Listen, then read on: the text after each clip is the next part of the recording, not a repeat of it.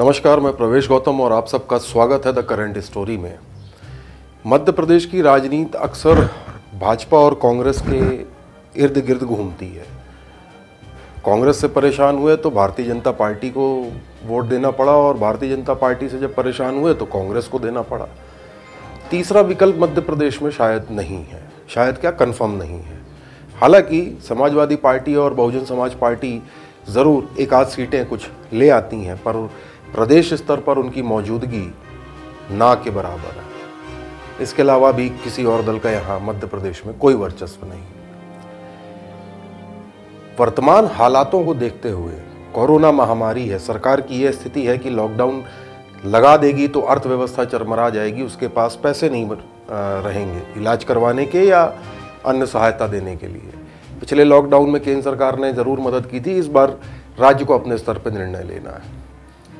15 साल भारतीय जनता पार्टी का शासन रहा, शिवराज सरकार रही, क्या इतना विकास नहीं हुआ कि स्वास्थ्य सेवाएं अच्छी दे पाए? उसके पहले भी नहीं हुआ, कांग्रेस ने भी कोई बहुत अच्छा नहीं किया। उस समय तो बिजली सड़क सबके लिए परेशान होना पड़ा। खैर, मध्य प्रदेश की हालत ऐसी है कि सरकार चलाने के लिए हर साल हज़ारों करोड़ रुपए कर्ज लेना पड़ता है, कभी 1000, कभी 2000 करोड़, कभी 3000 करोड़, अपने अपने आवश्यकता के अनुसार। तनख्वाह देने की भी स्थिति बहुत अच्छी नहीं है। सरकारी कार्यालयों में नियुक्तियां ना होने से सालों से, मतलब जितनी ज़रूरत है उतनी नियुक्तियां ना होने के कारण थर्ड पार्टी में कर्मचारियों को हायर करके, थर्ड पार्टी पेरोल में यानी आउटसोर्स कर्मचारियों को हायर करके काम चलाया जा रहा है। आगे क्या होगा पता नहीं। ना तो सरकार का कोई विजन दिखता है, ना ही ब्यूरोक्रेट्स का।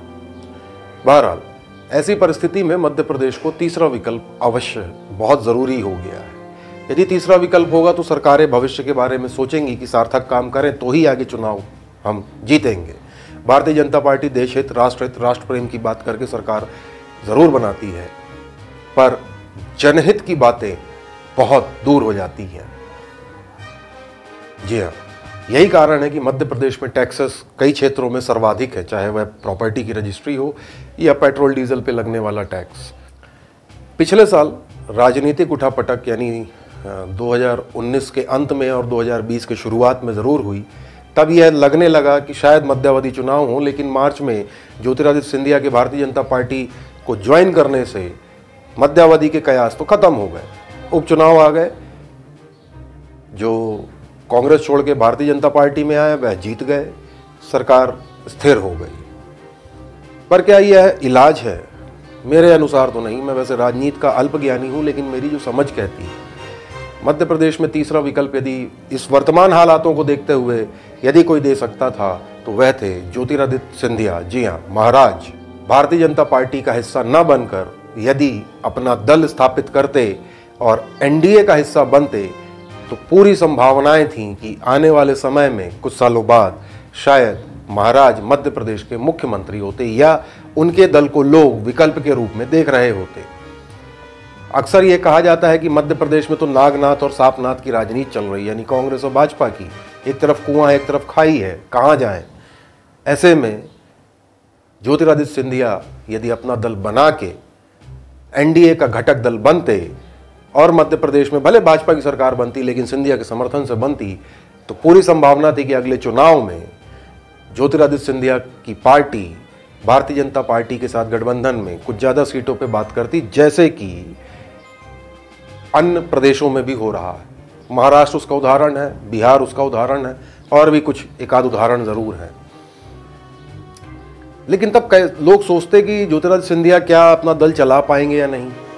क्यों नहीं चला पाएंगे? सवाल तो ये है, जब तक कोई कूदेगा नहीं तैरना सीखेगा नहीं।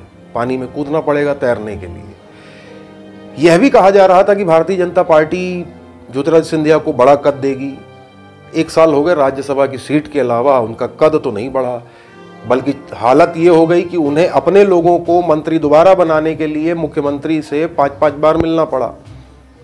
वहीं कांग्रेस मजे ले रही है कि दमोह उपचुनाव में स्टार प्रचारकों की सूची में उनका नंबर 10वें पे है।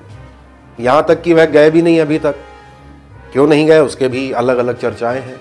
संगठन की बैठक में सिंधिया जी की बहुत विशेष मौजूदगी नहीं दिखती संगठन यानी भारतीय जनता पार्टी के मध्य प्रदेश के संगठन की बैठकों में।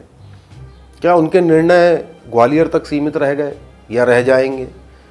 क्या अगले विधानसभा चुनाव में ये जो कांग्रेसी अब भाजपाई बन के विधायक बन के मंत्री बन गए हैं, इनको भारतीय जनता पार्टी टिकट देगी? क्या भारतीय जनता पार्टी का मूल कार्यकर्ता अगले चुनाव में महाराज के दबाव को सह पाएगा? शायद नहीं। अगले चुनाव में यदि यही हालात रहे तो सिंधिया गुट के कई विधायकों को या उनको भारतीय जनता पार्टी तो टिकट देती नहीं दिख रही। भारतीय जनता पार्टी अपने जिस परिपाटी में चलती है, यदि उसी परिपाटी में चलती रही तो सिंधिया को न तो केंद्र में कोई पद मिल पाएगा और न ही मध्य प्रदेश में। मध्य प्रदेश में उनके लेवल का कोई पद है भी नहीं, फिलहाल कैबिनेट मंत्री बनेंगे नहीं, मुख्यमंत्री बन नहीं सकते। अगला चुनाव कहाँ से लड़ेंगे अभी तो वह भी संशय में है। उनकी नज़र ग्वालियर सीट पे है, गुना से बहुत बुरी तरह हारे हैं अपने एक नीचे काम करने वाले कार्यकर्ता से, केपी यादव। क्या भारतीय जनता पार्टी ज्योतिरादित्य सिंधिया को एक सही भविष्य दे पाएगी? वर्तमान जो हालात हैं, केंद्र में मंत्री पद न मिलना 1 साल से ज़्यादा होने के बावजूद, इस ओर इशारा करता है कि ज्योतिरादित्य सिंधिया का भविष्य भारतीय जनता पार्टी में शायद उतना उज्जवल नहीं है। वैसे भी कहा जाता है कि बड़ी ही निष्ठुर पार्टी है, अपना मतलब निकालती है, उसके बाद जयराम जी की कर देती है। तो फिलहाल तो यही कहूँगा, न खुदा मिला न मिसाले सनम। हमारी शुभकामनाएं हैं।